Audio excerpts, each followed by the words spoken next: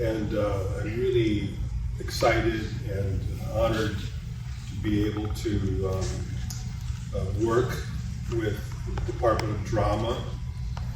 So I don't know if our two departments have collaborated in the past, way back when, but since I've been here, I don't think we have. So it's something we really like to do, and I hope that we can do it more in the future.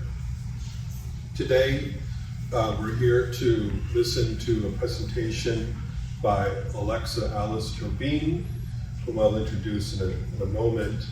And the title of her presentation is Hamlet for Tears, Shamlet for Laughs, and Shams for Misremembrance, from high tragedy to a comic parody in a Taiwanese rewrite of a Shakespearean classic. And in addition to Alexa's presentation, her talk, we're very fortunate to have 5 actors from the University of Alberta community who will act out one part of, like a scene from one of the acts of the play. But before I introduce Alexa, I have to publicly acknowledge my gratitude for people who have helped make this event possible, and all of the events for the 2 weeks that Alexa's on campus.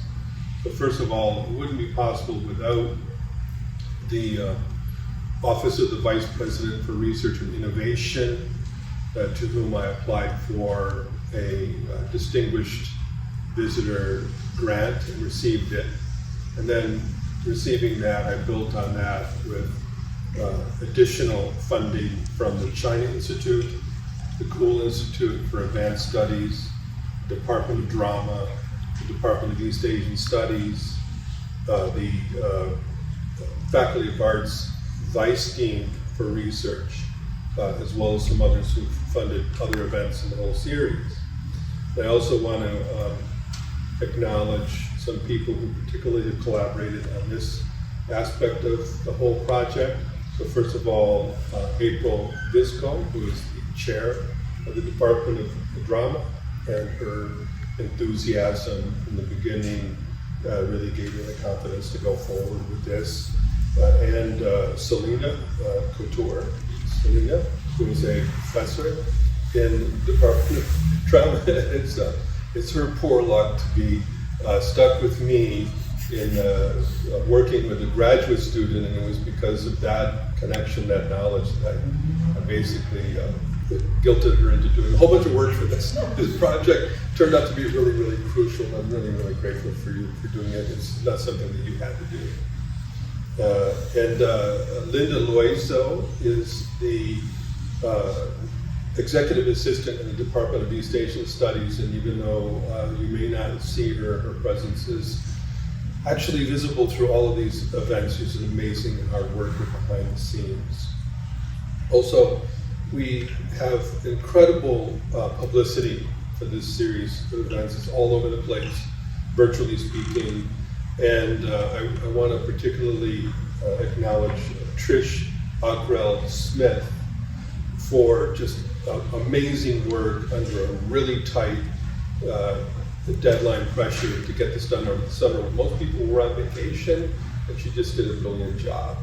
And in addition to her, Amanda Bryce, who oversees publicity and other things for the Faculty of Arts, and she's the one who put me in touch with Trish. And Amanda worked both before and after Trish. And then finally, I want to acknowledge our actors. I'm going to try to get your names straight, so I'm sorry about that if I mess them up, but I'm basically falling apart physically, so I'm just pretty impressed with myself that I'm actually here in the first place. So Ludmila Honcharova, can you raise your hand? And Abigail Amelie Quay, and Sarah Wilson, and then 2 more, hang on. Bechelle Francis, and Alyssa Watson. Where's Alyssa? Oh, I hope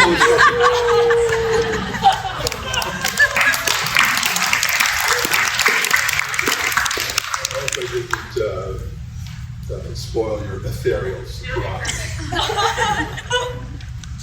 So Alexa Joubin, one of the things that really stands out about her is her first book, which is entitled Chinese Shakespeares, is a book that discusses and surveys the impact of Shakespeare and Chinese literature, particularly drama literature, dramatic literature, and cinema, and so on and so forth, which won the Aldo and Jean Scaglione Award for the best book in comparative literature that year from the Modern Language Association, MLA.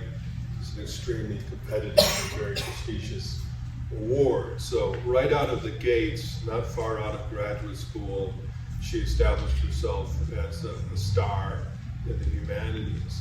And then we became friends and colleagues over the years after that. And I was really kind of shocked at how much she has done and how much she has really blossomed into a prestigious and distinguished academic in our profession whose work spans so many different disciplines and fields and departments and so on and so forth. It's all over the place, all the time. So I'm also a little bit impressed with myself that I was friends with her before she was famous. But now everyone knows her. So she is from the department, from the University of George Washington University in Washington, D.C. And her departmental affiliations are many, so I'll try to get them all right. And she can correct me if I'm wrong on this, but I believe her home department is Department of English, but she's also cross-appointed in the Department of Drama, you'd be happy to know. Also East Asian language and literature is close to my department, International Studies, and Women's and Gender Studies. 5 departments. That's very, very impressive. So I could go on and on and on about Alexa, but I'm going to cut it short here because you can find more information about her online, and I think you're basically here to hear her and the actors, not me. So please join me in welcoming Alexa Joubin. Thank you, Chris, for the generous introduction. Really great to see everyone. How are we doing? It's such a beautiful afternoon in Edmonton. I understand it won't last long. But best time of the year. Thank you for joining me today to explore adaptations of Shakespeare, who has been literally all over the map. He's been to every continent, nearly every country in every single language, second only to Bible in terms of translation. That's really what drew me into this field. What is going on there? Why are there so many interests? Are they all idolatry kind of people, just admiring the bard? Is it colonial legacy? The answer is very complex. And all of these artists who engage with this work, they're not necessarily admiring the bard as a white patriarch. They actually have their own agenda, as we'll see today. We are dealing with Hamlet, famous play. Everyone can quote from Hamlet, I'm sure. And everyone probably knows a thing or two about Hamlet, right? We're going to look at the ghost scene, but why don't we start with something kind of fun? Time is abstract. No cursed spike that I was born to set it right. Hamlet. Hell yeah. Energize. We will be energized by our actors who perform. So, Shakespeare has even been to space. Some of you may know. The version in Klingon is supposed to be better, the best. So in every single genre, in sci-fi, in translation, across genres, this is film, right? Shakespeare wrote for the stage. This novel adaptation, this graphic novel, manga, anime, it's endless. It's a rich story, and I dedicated a large part of my life to document, to study this incredible cultural phenomenon. I haven't come across another writer in any language with this kind of reach. This is not to say that he's great. This is actually, there's something about our culture behind this story. And it's a story about every single culture in different historical period. So when it comes to Hamlet, it's a peculiar story, right? It's a whodunit story. Father dies mysteriously, who then shows up as a ghost, appears to his son, young Hamlet. Avenge me, he will say. And he lays out all the kind of the plot details of the exact murder. Hamlet becomes a rather modern investigator, kind of a modern in early modernity. So a lot of people say some of the features of these plays is that they're kind of ahead of the times. If they're timeless, they're also ahead of their times. So it's the model is kind of medieval revenge plays, but Shakespeare transcended that in saying revenge is not as interesting as investigation. So here you have a Hamlet who's kind of a thinker, a doubter, doubts everything. And today we're going to deal with the ghost theme. So in Shakespeare, after the performance, we'll look at a couple of kind of classic performances of Shakespeare and then more parodies, but we are really fortunate to have live performance of that parody.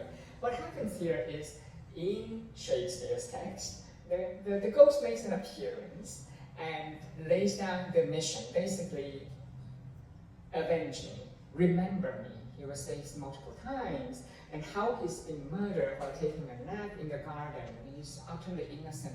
And there's also adultery going on. He would accuse, saying, you know, keep the throne and the bed of Denmark from being tainted by adultery, saying that is the wife that he leaves behind, Gertrude, Hamlet's mother.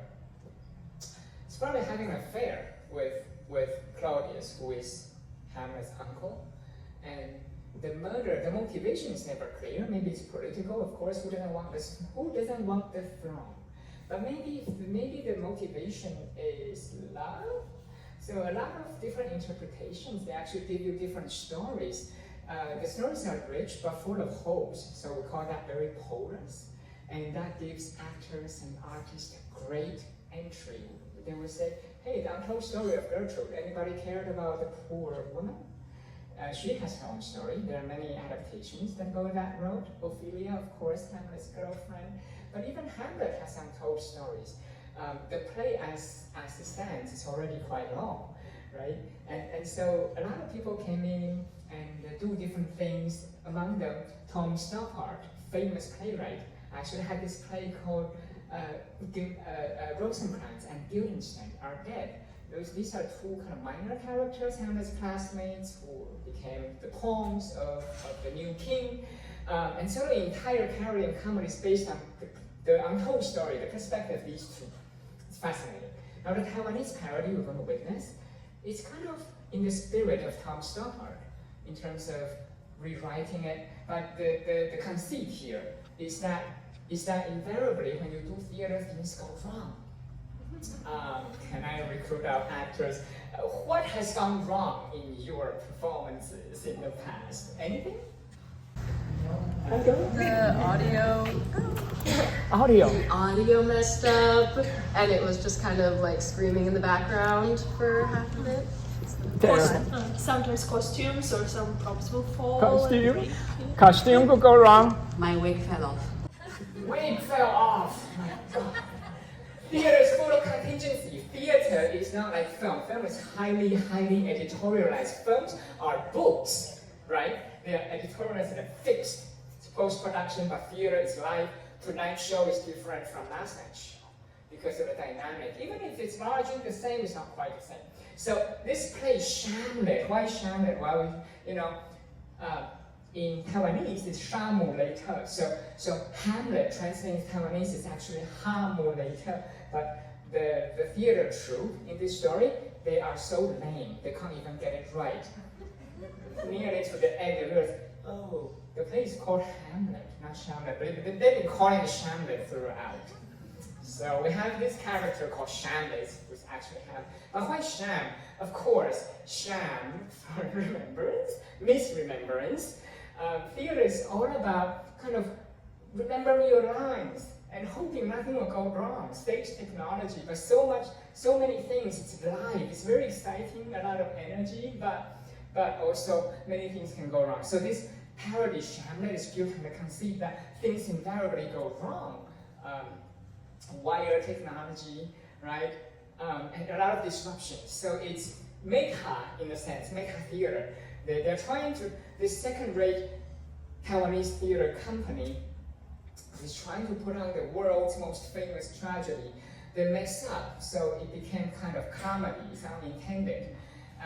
The characters are actors who are playing characters, right? You have someone named Tom who's playing Shamlet, who's supposed to be Hamlet, but forgets his lines, and others who try to fill him in right in front of the live audiences. So it's kind of portraying something very real. Anyone who's done theater can relate. Contingency, things will go wrong, and you will try to make the best of it. And Shakespeare's Hamlet really, really inspires that, because in there you have famous mousetrap scene, which a theater kind of staged within a stage. It's a theater play, but inside it, Hamlet is staging a play to quote unquote catch the conscience of the king, to portray the murder plot, to see if his uncle would be affected, would be scared. And so this is a play that really calls for meta theater. So I think it's really fitting. And so I think this is enough of a bit of a context and background for you to appreciate, knowing that this famous ghost scene, also known as the rampart scene, this is on the castle ramparts at night. It's very cold, and Hamlet goes one-on-one with the ghost. Well, we don't have to believe in ghosts, right, to follow it, but when I teach it these days, my students frame it as misinformation campaign. Or it's ChatGPT, the ghost is, ghost in the machine. It's whatever AI is trying to tell you. It's not real, it's misled. Even in Shakespeare's time, they were questioning the ghost, because the ghost talks about purgatory. So some are saying, it's not a Catholic ghost. It was illegal to be a Catholic in Renaissance England. So Shakespeare's secret Catholic was kind of a topic for debate for some time. Or is it actually a Protestant?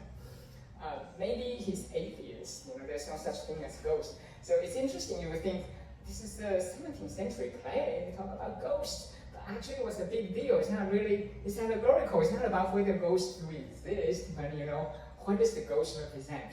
Today we have one of the best ghosts. So I'm going to now hand over and invite our wonderful, wonderful actors to come up to read the ghost scene from Shamlet for us.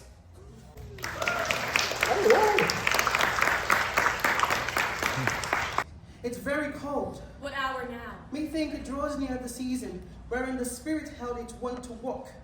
My lord, it seems the king again doth keep wassail with his ministers, drinking and carousing to daybreak. What a wretched custom, aye. Look, my lord, it comes! Edmonton, hello? Hello, can you hear me? Hello? It waits before. I'll follow it. No, by no means, my lord. It may be a demon that seeks to harm you. Do not go with it. My hour is almost come. Mark me! Will you keep it all down? You keep it down. But this is the only place in the Tim Center where I can get the signal. Director, I'll be right back after I take a leak. Listen, Zach, if you're somehow dissatisfied with my performance, then just lay it out on the table, okay? Don't go sneaking around trying to undermine me like you've been doing.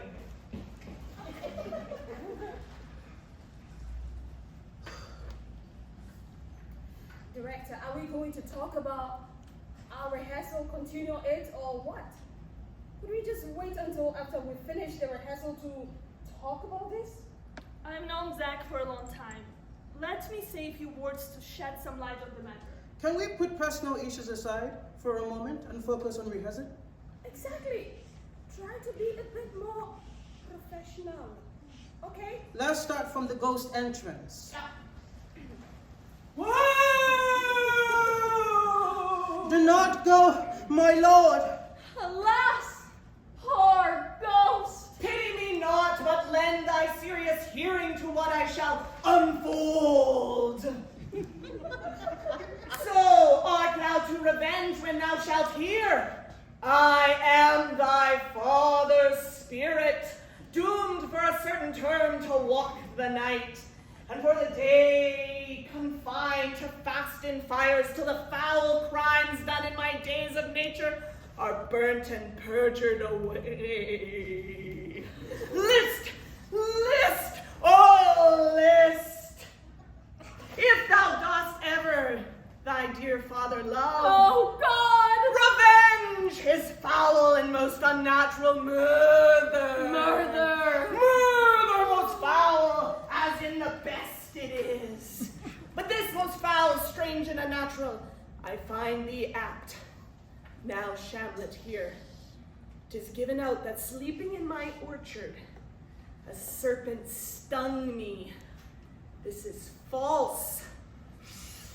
Now, know thou noble youth, the serpent that did sting thy father's life, now wears his crown, that incestuous, that adulterate beast, with witchcraft of his wit, with traitorous gifts, oh, wicked wit and gifts, that have the power so to seduce one to his shameful lust, the will of my most seeming virtuous queen, oh, Shamlet! Oh, my prophetic soul! It was my uncle, was it not? Alisa, I have nothing but respect for your advanced age, but I would appreciate if you'd approach your acting with more professionalism. You should be reciting your lines, not reading them from a crypt sheet. Oh, my prophetic soul! It was my uncle, was it not? How would I know? Unless, I with wings as swift. I with wings as swift. I with wings. I with wings.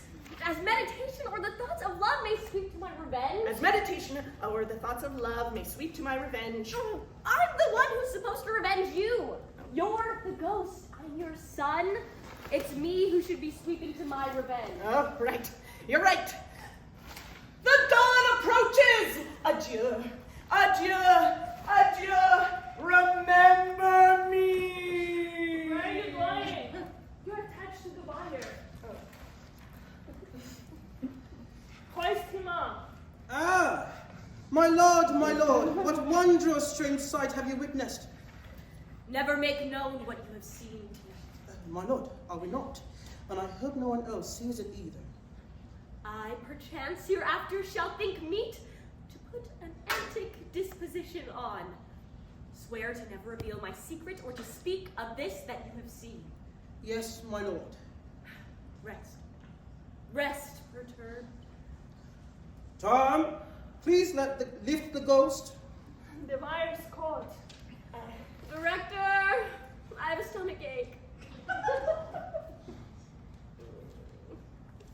What are you doing? There's no audience for this dress rehearsal, so it doesn't matter, right? I'm getting my makeup touched up. Is this any of your business?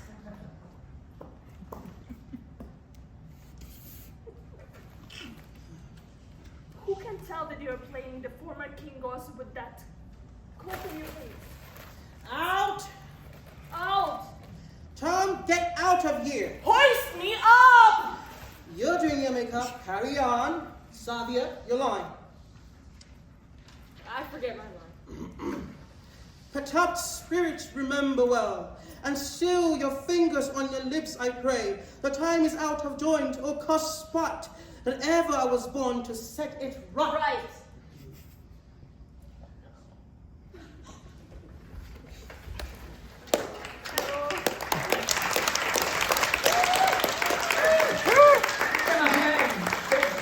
Read the script and then seeing how we moved from Hamlet to Shamlet, the comedy aspect of it, and how it's seeing how we, the actors, are playing different characters and changing our ranges and all of that with the voice.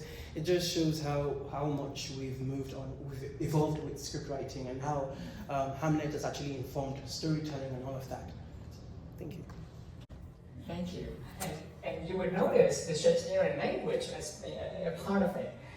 So this is in a book that I just published called Styrofoam Adaptation of Shakespeare, which translates 7 plays from the Chinese language that were performed in China, Hong Kong, and Taiwan into English. And so the back translation is interesting.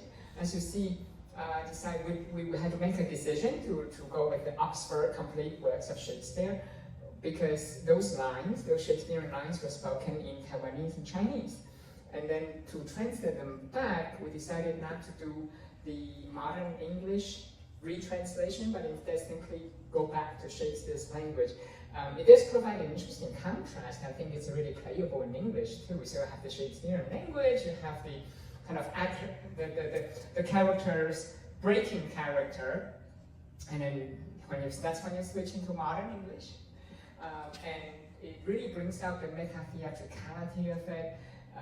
In the story of Shamlet, the poor company, the poor troupe, they keep trying to stage Hamlet. In the last act, they finally realize they have to change the title, but they're too used to calling the Shamlet, and they couldn't correct themselves on stage. And the ghost remains trapped because, well, the wire doesn't work. So it points to theatrical contingency, points to kind of the multiplicity and some of the more ridiculous aspects of classical theater in modern days if you do not make appropriation or changes, right?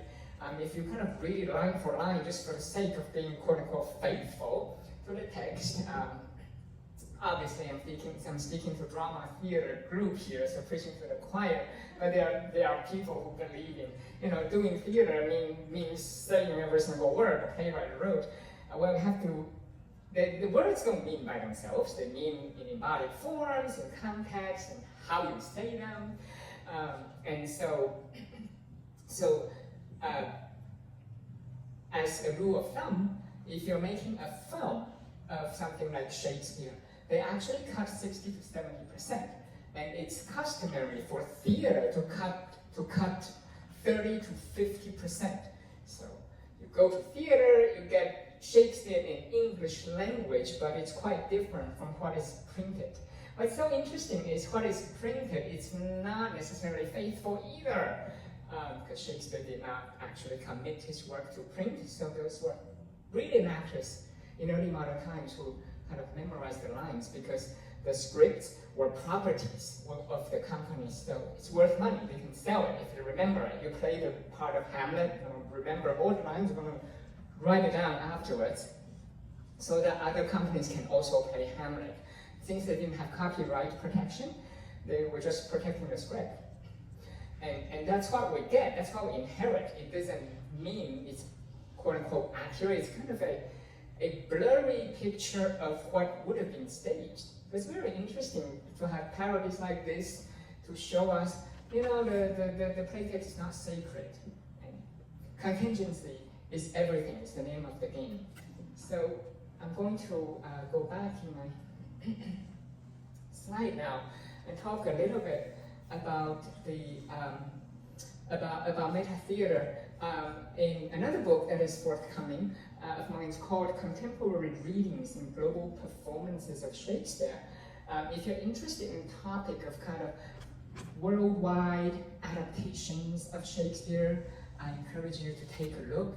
And in it, I discovered meta theater really is the name of the game. But out of these so-called adaptations, the artists, even English language artists, they are sometimes tired of retelling the story straight. How many Hamlets can you sit through? So they need to add a bit of creativity. Sometimes they'll frame it. Oh, typically, it's like a group of students wanting to stage Romeo and Juliet, for example, in high school or in college, and the off-stage life parallels the on-stage roles, and it becomes interesting. So a lot of creativity kind of comes from there. And people tend to think of performance or adaptation this way. You have the text, and you're going to visualize it, right? What actually happens is more like this. It's kind of a honeycomb. You have the text, but it's not at the center. It's kind of only part of it, because you have intertext, like the many previous famous Hamlets. You're kind of responding to them, or trying to evade, but evasion is a kind of response too, right? And in a cultural context, like maybe you want to give women more voice, so it's a social justice concern, and then have pragmatic concerns like you're dealing with censorship in some countries, you have market concerns. I understand there's a lot of support of Ukraine in Canada. Shakespeare has been playing a huge role in Ukraine in their resistance to allow them to speak up through a canonical text. that is not contemporary. So Shakespeare's historicity is the point. His foreignness is the point. So we spoke at length of meta theater. Here's an example. This is a Hong Kong movie, 1980s. They had the anxiety on their mind of the so-called return to China because the British was about to return. And so in this meta theatrical movie, it's about a second-rate theater company, sound familiar, trying to do Romeo and Juliet, only to fail. And they're paying homage to, but also kind of lampooning the famous movie Franco Zeffirelli's Romeo and Juliet. You can recognize it from the music. So a lot of meta theater here, both the failure of the actors, the Romeo actor accidentally slaps the supposedly dead Juliet, she wakes up. When she talks about getting rid of their aristocratic outfit, the predominantly male audiences, they start to sit down and become quiet because they're expecting a show. As we continue, the mayor is their supporter, seeing that the audiences are not really buying in. Send out his henchmen to the stage, threaten the audiences, threaten them to appreciate this Western classic. And let's take a look at what happens when they come out to threaten the on-screen audiences. So they escape, chased by torch-bearing mobs.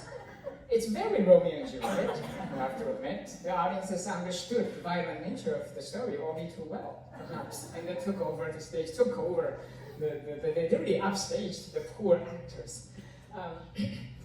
At stake here, of course, is to parody Romeo and Juliet's global canonical status, but what they are also poking at is British culture, right? That has been in Hong Kong for so long, but with an ambivalent mind, because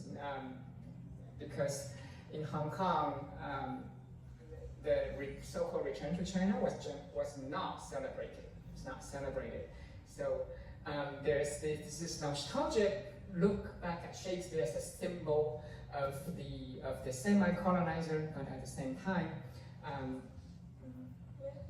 poking fun at the kind of the so-called universal value of something like this. Singapore is a different location. In Singapore, they speak a number of East Asian languages and dialects, but they also have English as the official language, or rather Singlish, Singaporean English with Singaporean characteristics and accents. For example, they like to add the sentence ending particle la to finish a sentence.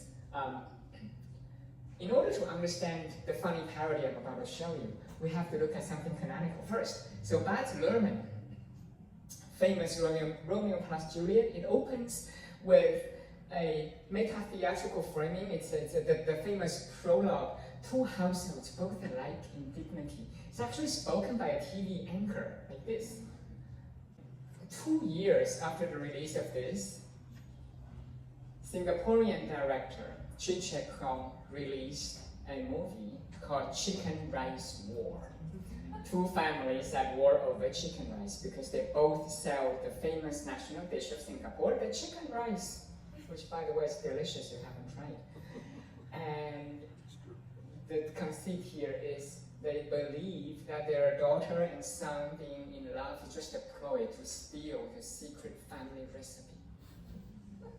And that film begins also with a TV anchor reading out the prologue, only to be interrupted. Two families, both alike in dignity and profession, in fair Ang Mo Kio, where we lay our scene.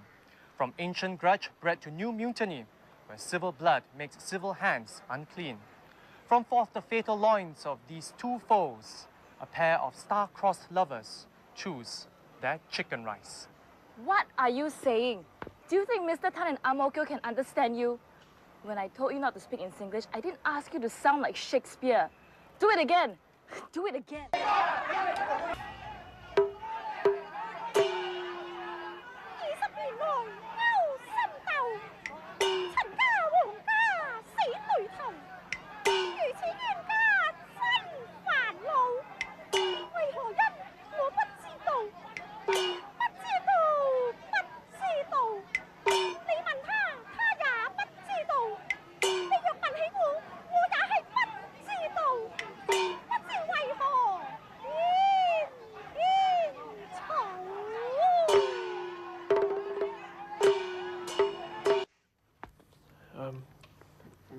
Mr.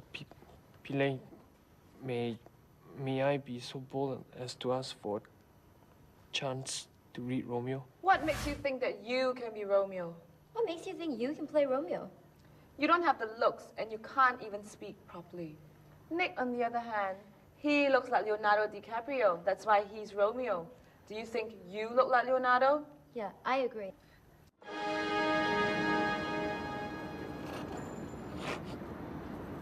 Hey, look.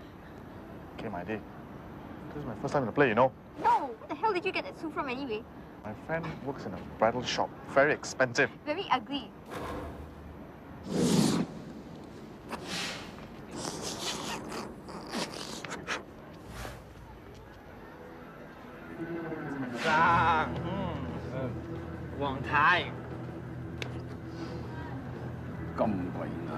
Tonight we're here to see a very high-class play, so we're all dressed very nicely. Very high class, huh?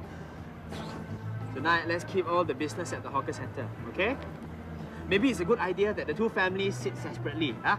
王太你坐呢邊，阿生你坐呢邊，我坐中間 keep the peace, huh? Check.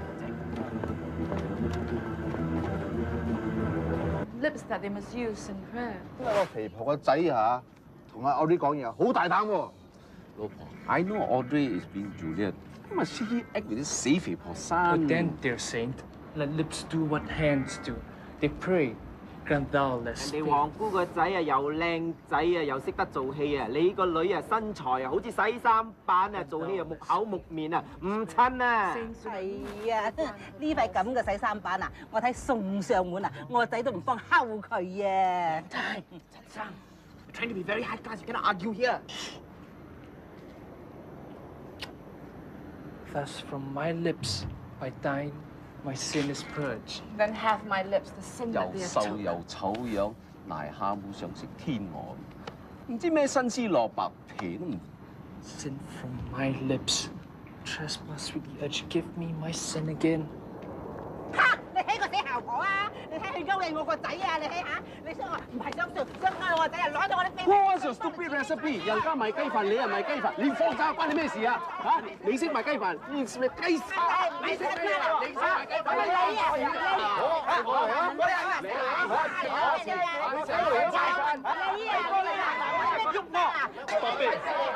Stop fighting! Stop fighting! You don't even know what you're fighting about. The only thing you guys care about is this stupid fight. Do you know what's important to us? For the one night of Shakespeare, for the one night that we are the stars and not you. For the one night that we actually hope you can forget about this stupid chicken rice war and just enjoy a civil moment. And thus ends the saga of the Chans and the Wongs, two families torn apart by hatred and anger, yet ironically joined together by hatred and anger. Out of these destructive emotions, love blossomed. And the story, it seems, at the end, is a happy one. 咁多 Shakespeare 做咩啊？食飯啊！喂，老公，隻雞咧？我點知啊？日係都係你煮㗎嘛。 Meta theater really is the name of the game, and here, of course, they mention Leonardo DiCaprio's name directly. They are parodying even the framing device of a TV anchor, so it's very clearly, explicitly a response to Baz Luhrmann's film, but not in a reverential manner. Even Shakespeare is being questioned, right? At some point, the younger generation, they all speak English, but the older generation, they speak Cantonese or Mandarin or South and Ming dialect. And the idea is if you speak standard English, you are a modern person, you are educated, and you do better. But toward the end, it becomes questionable, right? Shakespeare doesn't come to rescue, not always. Reciting Shakespeare doesn't make you a better person. So you can see in the previous Hong Kong film I showed you, One Husband Too Many. This is side by side of Franco Zeffirelli, and from the Hong Kong film, you can see it's clearly responding to it. Even the costume is the same, right? For the purpose of parodying. And so we learn about all these deep connections.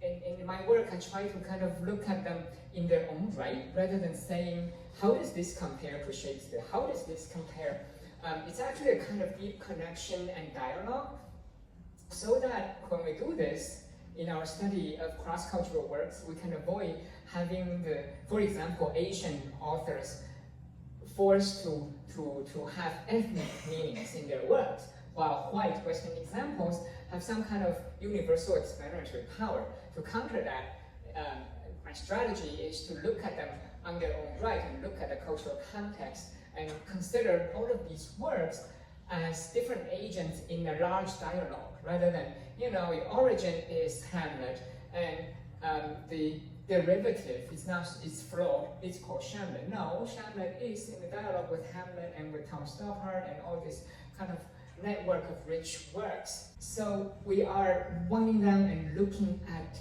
the ghost. Some of the key words here you've already heard our wonderful actors read out. The ghost appearing to Hamlet alone says, "I am thy father's spirit, doomed for a certain term to walk the night."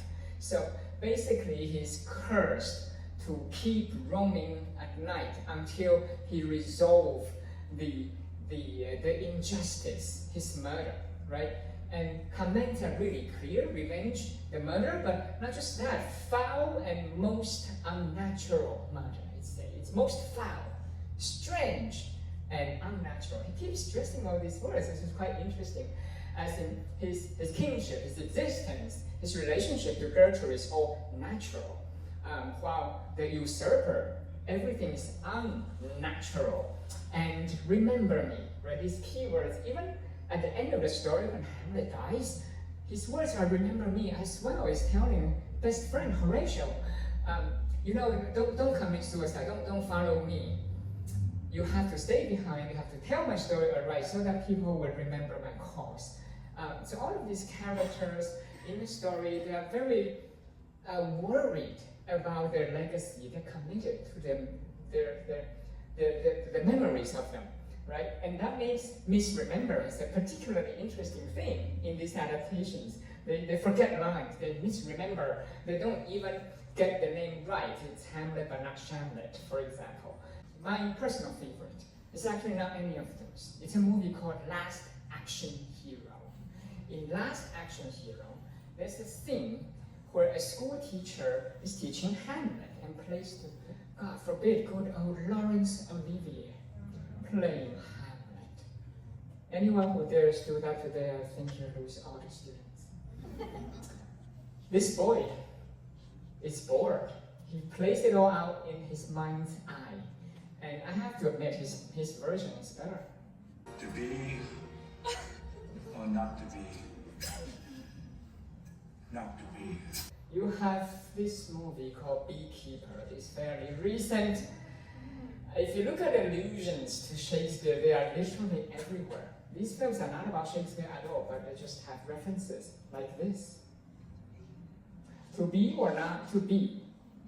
Isn't that the bloody question? And our hero says he'll take to be, because he's the beekeeper. But in more serious context, lots of politicians, past and present, they will quote Shakespeare from time to time. Not just the Anglophone politicians, but President Zelenskyy from Ukraine, in the early days, specifically referenced to be or not to be, to tell the world the crisis that they face. So that is very powerful. And in my study, I've tracked all of these historical uses, fragmented allusions in Star Trek, or by politicians by leaders in dire situations.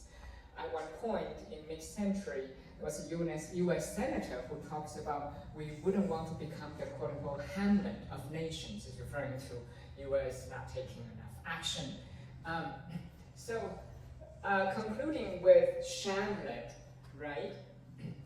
Hamlet for tears, Shamlet for laughs. So this is very small, I understand. I'm going to read it out to you. This is a part of my book where I have a chronology to put in historical context. The first column is the years, and the second column is kind of the key historical events. The third column is key Shakespearean events. So Shamlet was first stage premiered in 1992. But what happened before? In 1987, you have Taiwan's martial law being lifted, and you have the first free and fair direct presidential election in South Korean history. So you understand it's kind of pivotal moment in East Asia where there's more freedom. And 1988, the Olympics were actually held in Seoul. I believe it was the first East Asian Olympic. But following that, 89, you actually had Tiananmen Square massacre in Beijing in China, but also the fall of Berlin Wall. The West, I think, had a lot of hope at that time with the fall of Berlin Wall, with Tiananmen Square. They think communism would fall, except history went in the opposite direction. You do have collapse of the communist bloc in Europe in 91. But not in other parts of the world. So that's kind of the immediate context here. And in 92, the so-called British handover of Hong Kong to China, the process, they got the ball rolling, kind of process got started. So let's take a look at Shakespearean events. We saw the Hong Kong parody of Romeo and Juliet. It's really fun. One Husband Too Many. That was 1988. In the West, in terms of film, the 1990s is often held as the golden era, golden age of Shakespeare. In East Asia, it's slightly different. Even though they are very creative, these works didn't circulate widely. I'm just very happy to have discovered these gems, really, and I'm telling everyone about. You can go to my open access digital humanities project at MIT. It's called Global Shakespeare, so it's MIT Global Shakespeare. Or if you type in the URL directly, it's Global Shakespeare plural, globalshakespeares.mit.edu to watch any number of these. So. In 1992, you had Shamlet. It's never before seen creative take. Typically, up to this time, when people outside the English world they think of Shakespeare, there is some deferral and reverence. They try to kind of retell the story straight. But Shamlet is completely different, and it was very successful. It was a smash. It's a hit throughout East Asia. And even today, after the unfortunate passing away of the playwright, Mr. Lee, it's still going strong. It's still touring. And so that year, immediately, it toured the entire island of Taiwan. It was revived in 1995, toured to Shanghai in China, Toronto, and restaged in Taiwan nearly every year. This is kind of a snapshot. So that's just telling you how canonical it has become. It's its own canon, it's its own approach. You may know of Akira Kurosawa's Shakespeare, which has long been admired, but I believe Shamlet kind of rivals that. My latest book, Shakespeare in East Asia, and my dog, who has a Japanese name, Katsu, is reading it to approve it. No, when we first named him Katsu, it's the name of a Japanese dish. He was quite worried. Okay, it's headed in the wrong direction. That is all for the presentation portion. We're going to have a discussion and questions. Thank you.